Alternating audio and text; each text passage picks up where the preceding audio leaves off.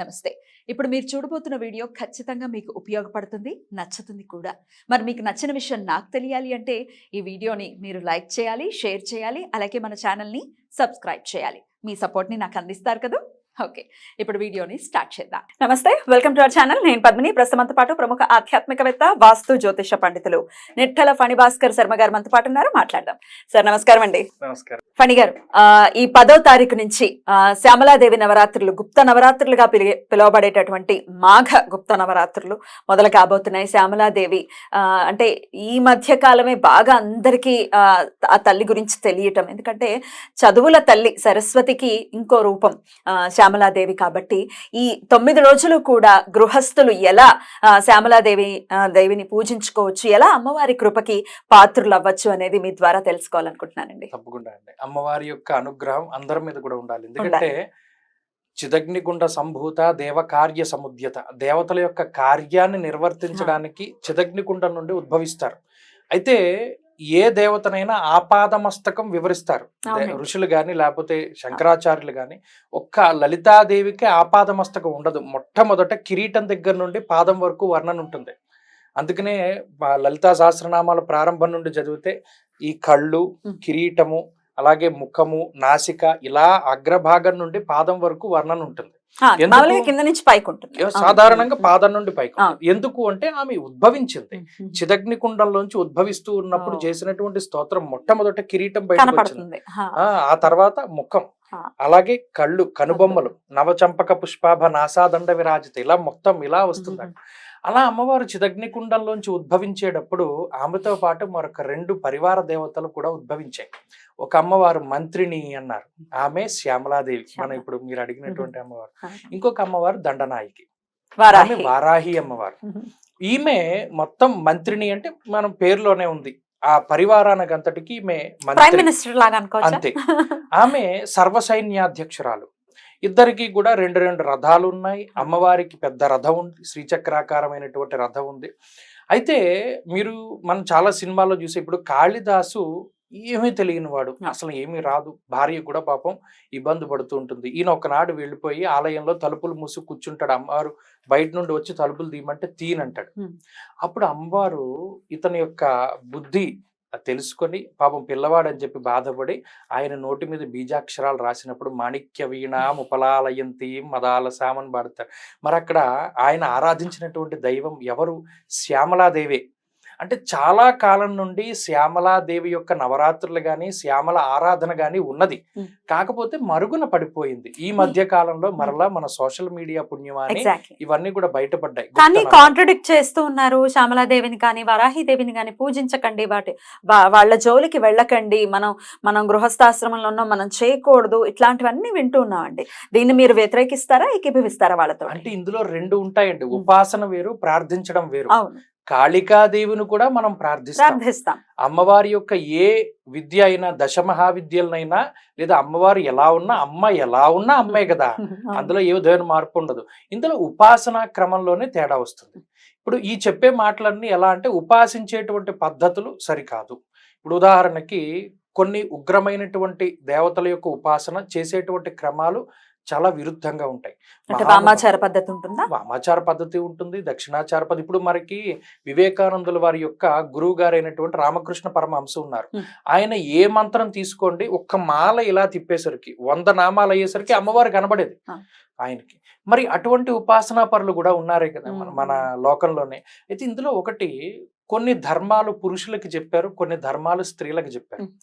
ఇప్పుడు మనం ఉండేటువంటి ఈ కలియుగంలో స్త్రీలకి యజ్ఞోపవీతం లేదు.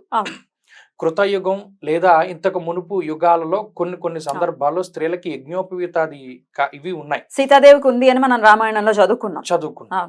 అయితే ఈ కర్మలు కొన్ని స్త్రీలు చెయ్యాలి, కొన్ని కర్మలు పురుషుడు చేయాలి. ఇప్పుడు నిత్య దేవతారాధన గాని, నిత్య దీపారాధన గాని ఎవరు చేయాలి ఇంట్లో అంటే పురుషుడే చేయాలి. కానీ ఇప్పుడు ఏమవుతుంది, స్త్రీలే పాపం దీపారాధన చేస్తున్నారు, వారు స్తోత్రాలు. ఈ కొన్ని మంత్ర భాగాల దగ్గరికి వచ్చేటప్పుడు ఉపాసనా క్రమంలో లేదా దేవతను అర్చన చేసేటప్పుడు కొన్ని మంత్ర భాగాలు చదివేటప్పుడు అన్నీ కూడా నాభి నుండి ఉద్భవిస్తూ ఉంటాయి. ఎక్కడికైనా శక్తి కేంద్రం నాభే. ఈ నాభి నుండి ఉద్భవిస్తూ ఉన్నటువంటి మంత్ర భాగాల్లో మరి స్త్రీలకి గర్భాశయం కలిగి ఉంటారు వాళ్ళు, ఆ. కొన్ని ప్రత్యేకమైనటువంటి శరీర అవయవాలు కలిగి ఉంటారు, పురుషుడికి వేరు.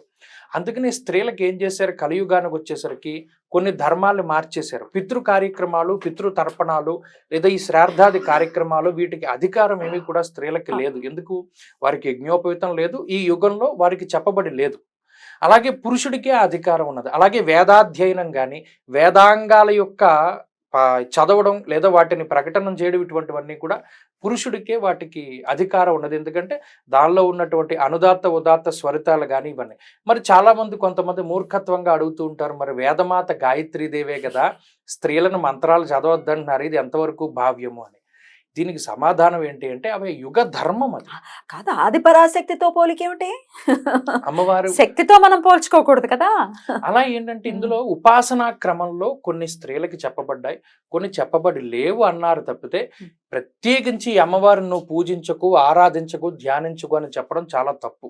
ఎందుకంటే ఏ దేవతనైనా మనం ఆరాధన చేయవచ్చు. వారాహి అమ్మవారైనా, శ్యామలాదేవైనా, లలితాదేవైనా, కాళికాదేవైనా, ఎవరైనా సరే, ఎవ్వరు ఎటువంటి వారైనా సరే మనం ఆరాధన చేయవచ్చు. దానిలో ఏ విధమైన లోపం లేదు.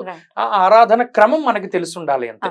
ఉదాహరణకు వారాహి అమ్మవారు ఉన్నారు, నవరాత్రుల్లో రాత్రి కాలంలో చేసేటువంటి పూజ చాలా ప్రాధాన్యత, ఉదయకాలంలో చేసేటువంటి ఉపాసనా విధం ఒకలా ఉంటుంది. అవి తెలుసుకుని ఎవరైనా చేయొచ్చు, ఏ విధమైన ఇబ్బంది లేదు. చేయకూడదు అనేటువంటిది మాత్రం చాలా తప్పు, అనవసరం. ఈ 9 రోజులు ఇంట్లో ఎలా చేసుకోమంటారు? రాత్రే చేసుకోమంటారా? శ్యామలాదేవి ఆరాధన చేసుకునేటువంటి క్రమం వేరు. మామూలుగా 9 రోజులు ఎవరైనా ఆరాధన చేసుకునే తరుణంలో చాలా మంది ఇందులో హోమాది ప్రకరణాలు కూడా చేసుకుంటున్నారు. అమ్మవారికి సంబంధించినటువంటి ఏ పూజా కార్యక్రమమైనా షోడశ ఉపచారాలతోటి పూజను కలిగి ఉంటుంది, నీరాజన మంత్రపుష్పాది కార్యక్రమాలతో ముగిస్తూ ఉంటుంది. ప్రత్యేకించి అమ్మవారి యొక్క కలశారాధన చేస్తున్నాం అంటే మనం 9 రోజులు చేస్తున్నాం.